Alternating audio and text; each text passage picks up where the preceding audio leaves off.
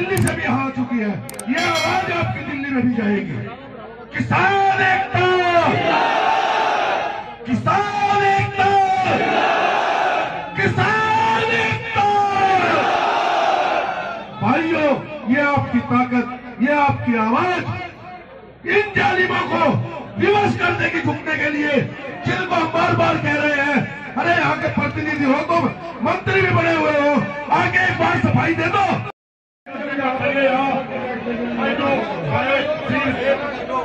Leader है, चाहे वो MP साहिबा हो, चाहे विधायक जी हो, चाहे मंत्री जी हो, चाहे बाबा हो, उनके लिए अलग अलग हमने एक जगह नियत की थी। और ये लोग कह भी रहे थे, कैमरा आने के बाद में छोड़ रही, मगर जितना संभल को जाएंगे। मैं जेल के जाए हाथ जोड़ने के निवेदन करूँ, हरे किसान भाई सुन लो, हाथ 9 दिन का मान लो, पहले दिन अपना कार्य करते व्यवस्था मांगो। चलो कोई बात नहीं, कार तो दिल्ली तक जानी चाहिए वाली।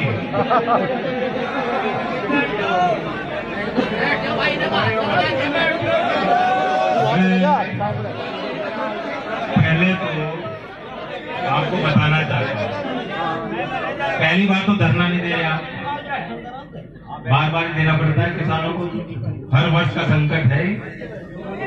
ये मिल सही रूप से चले, प्रशासन की अच्छी निगाह किसानों पे हो, तो ये मिल तो किसान की तरक्की की निशानी है, लेकिन वो हो नहीं रहा। तो बार बार किसान को सबको झेलते हुए, समाज की पूरी जिम्मेदारी अपने कंधों में लेते हुए लड़ाई लड़नी पड़ती है, और ये मजबूरी है।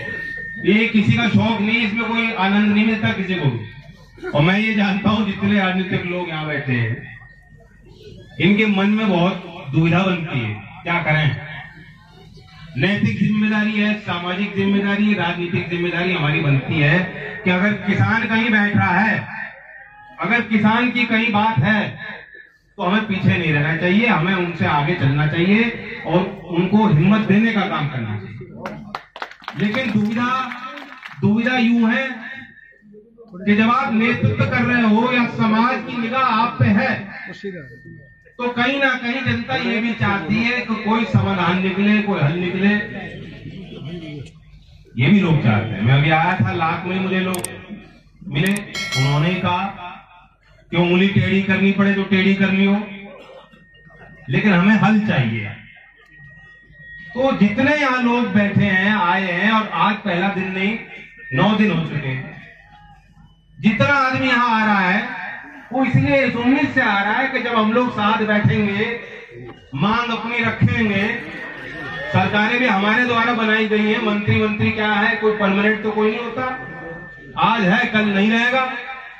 और मुझे आपकी इच्छा लग रही है कि ये तो ज्यादा दिन रहने भी नहीं चाहिए। और इनके कार्यकाल में, इनके जनपद में, इनके विभाग के नीचे जो काम हुए, मैं तो इतना ही कहूंगा कि अगर थोड़ी सी समझ और सूझबूझ है तो उनको मुख्यमंत्री के पास जाके अपना त्याग पत्र दे देना चाहिए और कह देना चाहिए कि मुझे उद्योग मंत्री बना दो। उनका क्योंकि जिस तरह के इल्जाम उन पे खुलेआम लोग लगा रहे हैं, ऐसा लग रहा है कि उनका उठना बैठना पूंजीपति और उद्योगपतियों के साथ ज्यादा है, और उनकी ज्यादा उनको फिक्र है, किसान की फिक्र कम है। और विभाग उनको ऐसा दे रखा है जिसका सीधा ताल्लुक, सीधा जो रिश्ता आपसे है, तो उनकी नैतिक जिम्मेदारी बनती है। मैं आज ये संदेश उनको देना चाहता हूं शामली जनपद से, और ये बात सिर्फ मेरे मन में नहीं है, मैं जानता हूं कि आप मायूस हुए होंगे कि 9 दिन में जिस तरह से प्रतिक्रिया आनी चाहिए थी, राजनीतिक दलों को जिस तरह गंभीरता से इस विषय को लेना चाहिए, देश के राजधानी में जिस तरह से इस विषय को लेकर चर्चाएं होनी चाहिए थी, सरकार में, सरकार के बाहर, राजनीतिक गलियारों में नहीं हुई। लेकिन जो बात आज मैंने यहाँ कही शामली के बारे में, क्योंकि ये वो धरती है जहां से अभी हाल में हमने जो नारा दिया था गन्ने का, वो पूरे देश में छा गया था। ये देश की राजधानी के कुछ चंद अखबारों ने लिखा है कि यहीं इसी जनपद से मंत्री हैं और किसानों ने बहुत बड़ी ताकत और बहुत बड़ी उम्मीद के साथ भारतीय जनता पार्टी की सरकारें दोनों बनाई और आज यहीं से मायूसी दिख रही है। ये अखबारों ने लिखा है। तो कहीं ना कहीं हम लोग कमजोर जरूर है, देश का किसान कमजोर जरूर है, लेकिन मैं तो कहता हूं साफ साफ कि जो कैनाडा में नतीजा आपने दिया था ये उसी का परिणाम है कि कुछ राज्य की सरकारों ने किसानों का लोन माफ किया और उसके बाद ये चर्चा हुई कि अब सरकार दोबारा बनानी है या सरकार हमें अपनी बनानी है तो किसानों के लिए कुछ बड़ा काम करना पड़ेगा। तो ये आपका दबाव था, आपके दबाव का नतीजा था। और आज भी आप बहुत हिम्मत वाले हो, बहुत सूझबूझ से आप लोग यहाँ बैठे हो लगातार। मेरे मन में चिंताएं भी थी, मैं नहीं जानता था क्या वातावरण मुझे मिलेगा, क्या माहौल मिलेगा, क्योंकि इस तरह के कई आयोजन मैंने देखे हैं। सब मन के लोग होते हैं, सब तरीके के लोग होते हैं। कोई आदमी चाहता है कि कुछ ना कुछ करो और बदतमीजी करोगे तो सुर्खियों में आओगे और सुर्खियों में आयोगे तो बात बनेगी। कुछ लोग ऐसा भी सोचते हैं, लेकिन मैं दाद देता हूँ, बधाई देता हूँ संघर्ष समिति ने जिस तरह से भी संचालन किया, बहुत तरीके से आप लोग यहाँ बैठे हो और इसलिए हम सबकी ये मांग है, हम सबका ये प्रयास है। मैं भी आपके बीच में, ऐसा नहीं मुझ में कोई ताकत है या ऐसी भी कोई बात नहीं कि मैं नई बात कुछ कर रहा हूँ जो पिछले 8 दिनों से यहाँ ना होगी। मैं भी वही हूँ, मैं भी आपसे ही हूँ। आपको यहाँ देखकर मुझे हिम्मत मिल रही है और मैं आपके बीच इसलिए आया कि शायद मुझे देख के आपको कुछ हिम्मत मिल जाए। मैं इसी प्रयास कर रहा हूँ। तो एक दूसरे का सहारा बन के बात बनेगी। हमारी कोशिश यही रहे, सरकार में जो लोग हैं, अधिकारी मौजूद हैं और वो भी कुछ लोग रोज आ रहे हैं, कल भी यहाँ आए, जो मुझे लोगों का मन लगा, जो अधिकारी यहाँ कल बोल गए, शायद उसमें आप लोग संतुष्ट नहीं हो। तो इसलिए अधिकारी जब यहाँ आए, आपके बीच में आए, अगर उनको कोई समाधान निकालना है तो उससे कुछ ज्यादा देना पड़ेगा। तो कान खोल के लोग सुन लें, लोग बैठे हैं यहाँ।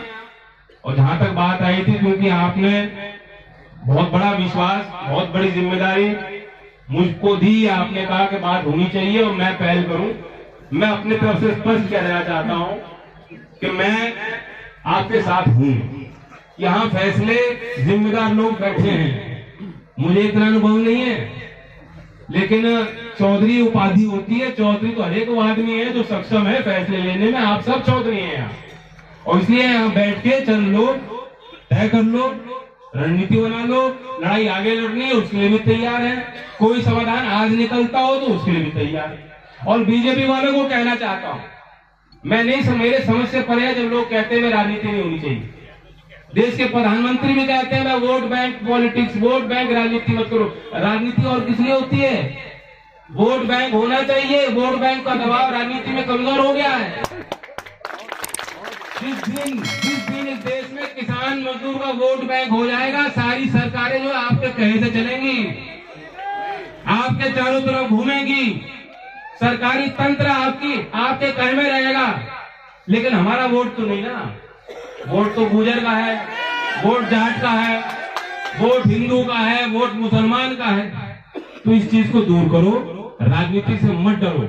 चौधरी चरण सिंह जी ने गांव में रहने वाले लोगों के अंदर वो चेतना जगाई थी और सीधे साधारण ईमानदार लोगों का चयन कर करके उनको देश के संविधान के मानने के लिए देश के सदनों में भेजा था, चाहे दिल्ली की हो पंचायत, चाहे लखनऊ की पंचायत। तो राजनीति से मत डरो। यहाँ का आदमी तो बहुत पॉलिटिकल है, पॉलिटिकल सोच रखता है, और हम लोग राजधानी के समीप हैं। ऐसा नहीं जो आप फैसला लोगे तो उसकी गूंज राजधानी तक पहुंचेगी। और इसलिए मैं खुल कर कह रहा हूं, बहुत बड़ा ढोंग हो रहा है। मैं कह देना चाहता हूं बीजेपी वालों को, कुंभ चल रहा है, कुंभ के मेले में रोज आप डुबकी लगा लो, बहुत बड़ा भव्य विशाल मंदिर बना लो, रोज घंटा चला लो। आज देश के गरीब की बददुआ आपको लग रही है, ये बहुत बड़ा पाप है। इसका पश्चाताप करने में धुलने वाला नहीं है। ये पाप कर रहे हो आप। अगर आप किसी धर्म को मानते हो, किसी ताकत को मानते हो, ऊपर कोई मानते हो, कोई जो देख रहा है, तो अपने ईमान को मानो, अपने इंसानियत को आगे बढ़ाओ। ये ढोंग हो रहा है, इस ढोंग से भी बचना होगा। मैं नौजवानों को कहना चाह रहा हूँ, उनका कह रहा हूँ बीजेपी वालों को, रोज डुबकी लगा लेना, लेकिन फैसला यही होगा। शामिल एमएलए में तो फैसला किसान लेगा, कोई फैसला होगा।